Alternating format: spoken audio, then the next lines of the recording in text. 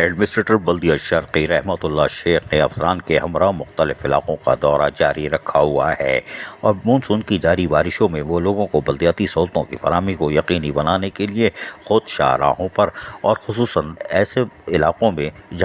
جس کو نظر انداز کیا جاتا رہا ہے اس پر خصوصی توجہ ہے، اور یہی وجہ ہے کہ ان کا کہنا ہے کہ نالہ صفائی سمیت نکاسی آب کے کاموں کو ہر ممکن طریقے سے یقینی بنایا جا رہا ہے۔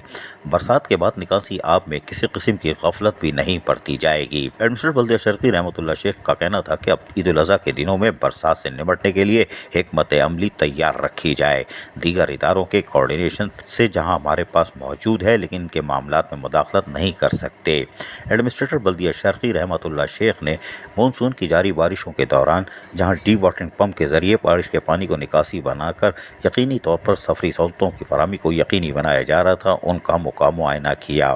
اور انہوں نے معائنے کے دوران جہاں افسران کو ہدایت دی، وہیں اس موقع پر superintending engineer B&R Salman Beman, director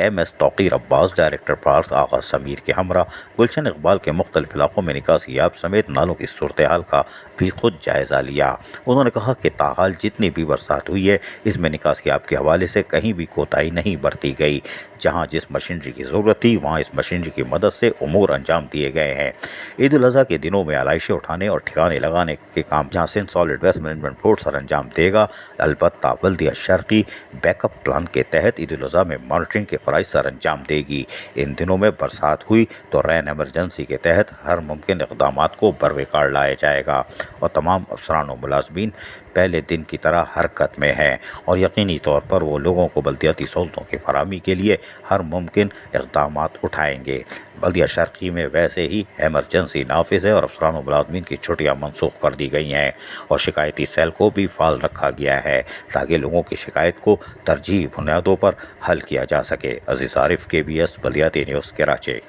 ایسی ہی خوبصورت ویڈیوز فیوچر میں حاصل کرنے کے لیے ریڈ بٹن پر کلک کر کے اور بیل آئیکن کو پریس کر کے ہم سب کے سبسکرائبر بننا مت بھولیے۔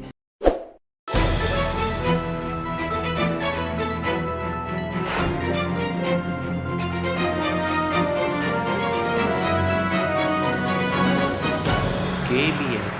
بلدیاتی نیوز۔